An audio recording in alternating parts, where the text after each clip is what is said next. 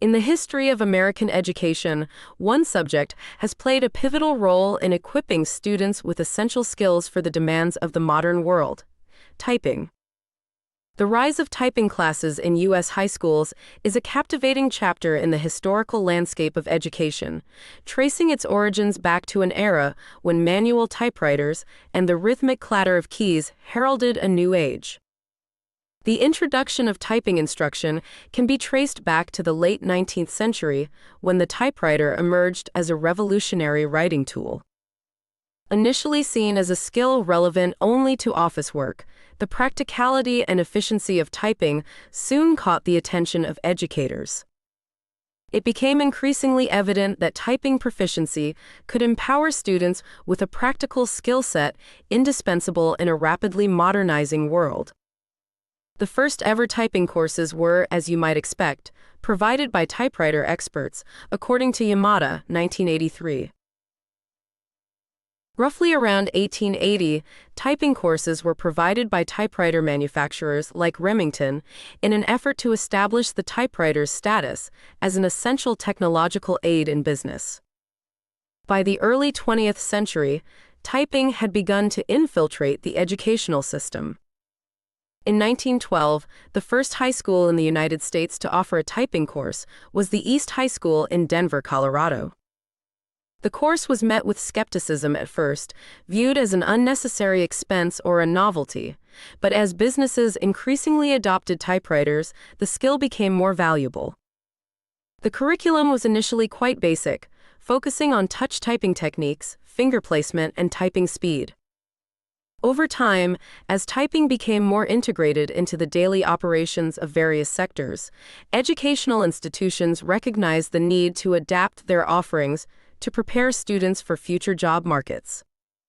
The 1920s and 1930s saw a surge in typing education, with schools across the nation beginning to include typing as part of their business courses. The Great Depression, paradoxically, increased the demand for typing skills. As businesses sought to reduce costs, they turned to typewriters for efficiency, and thus, typing became an essential skill for employment. Schools responded by making typing classes more accessible and sometimes mandatory for both boys and girls, though with a gender bias, where typing was often marketed as a suitable skill for young women preparing for clerical work. Throughout this period, the image of typing evolved from a mere clerical task to a symbol of progress and modernity. Educators began to emphasize not only the practical utility of typing, but also its potential to open doors to higher education and better-paying jobs. This shift was not just about typing, it was about empowering students with a tool that could level the playing field in the workforce. By the 1940s, typing had become an established part of the high school curriculum, with students practicing on clunky mechanical typewriters that required significant physical effort. The sound of these machines became synonymous with the pursuit of knowledge and the preparation for adulthood. The impact of typing classes extended beyond the classroom, influencing not just the careers of students, but also the cultural landscape of America. As the world entered the post-war economic boom, the demand for office workers skyrocketed, and with it, the need for typing proficiency. In conclusion, the integration of typing classes into American high schools was a response to the technological shifts and economic demands of the time. It was a forward-thinking move that prepared students for the evolving job market, reflecting the nation's commitment to education as a means of progress and social mobility. The story of typing in education is not just about the mastery of a machine, but about the mastery of a skill that would shape the future of communication and work. In the history of American education, one subject has played a pivotal role in equipping students with essential skills for the demands of the modern world: typing. The rise of typing classes in U.S. high schools is a captivating chapter in the historical landscape of education, tracing its origins back to an era when manual typewriters and the rhythmic clatter of keys heralded a new age. The introduction of typing instruction can be traced back to the late 19th century, when the typewriter emerged as a revolutionary writing tool. Initially seen as a skill relevant only to office work, the practicality and efficiency of typing soon caught the attention of educators.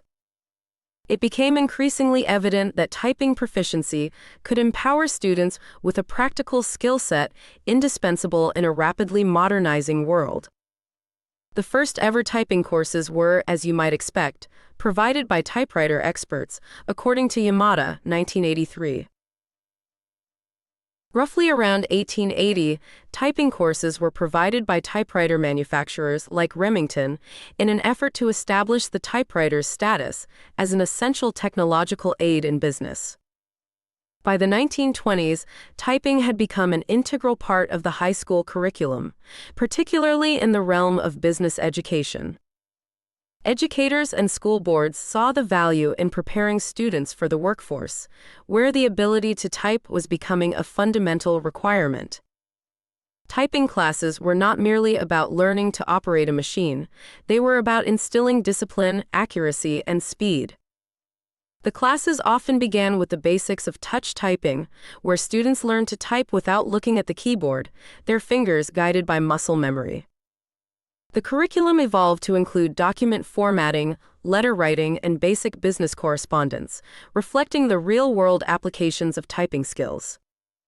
In these classrooms, the sound of typewriters was a constant, creating an environment where focus was paramount. Students would practice for hours, their fingers dancing over the keys, striving for perfection in a world where errors were costly in terms of both time and resources. Throughout the 1930s, as the Great Depression gripped the nation, typing classes took on an even more critical role. With unemployment rates soaring, schools aimed to equip students with marketable skills that could secure them employment in the shrinking job market. Typing became a symbol of employability, a skill that could differentiate one applicant from another in a crowded field. The emergence of electric typewriters in the 1950s marked another turning point. These machines, less demanding physically, allowed for even greater speeds and less fatigue, symbolizing the ongoing march of technological progress. Typing classes adapted, incorporating these new machines into their curriculum, preparing students for the next generation of office technology. The cultural significance of typing also grew during this era. Typing competitions became a school event, where students could showcase their speed and accuracy, often with prizes or recognition on the line. The skill of typing was no longer just a vocational asset, it was a point of pride, a testament to one's dedication and ability to master a rapidly evolving tool of communication. As the 1960s and 1970s unfolded, the typewriter's reign was challenged by the advent of computers. However, typing classes remained relevant, transitioning from typewriters to keyboards, ensuring students were prepared for the digital age.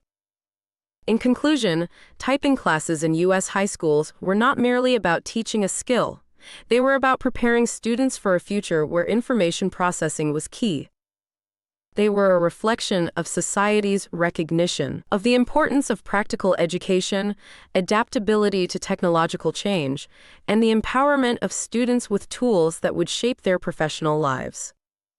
The legacy of these typing classes is a testament to the foresight of educators who understood that in a world increasingly driven by technology, the ability to communicate efficiently would be paramount.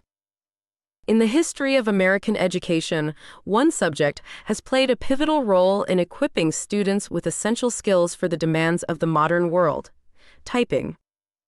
The rise of typing classes in U.S. high schools is a captivating chapter in the historical landscape of education, tracing its origins back to an era when manual typewriters and the rhythmic clatter of keys heralded a new age. The introduction of typing instruction can be traced back to the late 19th century, when the typewriter emerged as a revolutionary writing tool. Initially seen as a skill relevant only to office work, the practicality and efficiency of typing soon caught the attention of educators. It became increasingly evident that typing proficiency could empower students with a practical skill set indispensable in a rapidly modernizing world. The first ever typing courses were, as you might expect, provided by typewriter experts, according to Yamada, 1983.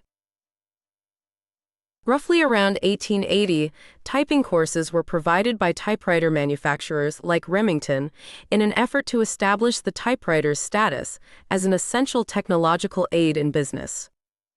By the mid-20th century, typing had become an entrenched part of the high school curriculum, especially in the business track. These classes were not just about learning to type, they were about preparing students for a world where communication was becoming increasingly mechanized. Educators began to see typing not just as a vocational skill, but as a fundamental component of literacy in an age where written communication was becoming the norm. The 1950s and 1960s were particularly formative for typing education. As the post-war economy boomed, the demand for clerical workers soared, and typing proficiency became a sought-after skill. Schools invested in state-of-the-art typewriters, often with keys that had to be struck with considerable force, teaching students not only speed but also the discipline required to operate such machinery. Typing classes were often segregated by gender, with girls typically encouraged to pursue typing more than boys, reflecting the societal norms of the time where clerical work was considered women's work. However, as the women's rights movement gained momentum, the narrative around typing shifted. It was no longer just a skill for secretaries, it was a tool for empowerment, allowing women to enter the workforce with a competitive edge. The introduction of the QWERTY keyboard, designed to minimize jamming in early typewriters, became the standard, and students practiced to the rhythm of "the quick brown fox jumps over the lazy dog," a sentence containing every letter of the English alphabet. Throughout this period, typing classes also became a hub for social interaction. Students would gather, often in large groups, practicing together, their collective typing creating a symphony of productivity. Typing became a communal activity, a shared experience where students could bond over their progress or compete in friendly rivalry. In the 1970s, the advent of word processing and the personal computer began to challenge the typewriter's dominance. However, typing classes adapted, incorporating computer keyboards and teaching students to navigate early word processing programs. The transition from typewriters to computers was not just a technological shift, it was a cultural one, symbolizing a move from the mechanical to the digital. As the 1980s dawned, typing was no longer just about preparing for clerical work, it was about preparing for a world where everyone would need to interact with computers. In conclusion, typing classes in U.S. high schools were a microcosm of the larger societal and technological shifts occurring during the 20th century. They were a reflection of an educational system adapting to the needs of a changing world, where the ability to communicate efficiently and accurately was becoming paramount. Typing was not just a skill, it was a bridge to the future, a tool for empowerment, and a testament to the enduring value of practical education.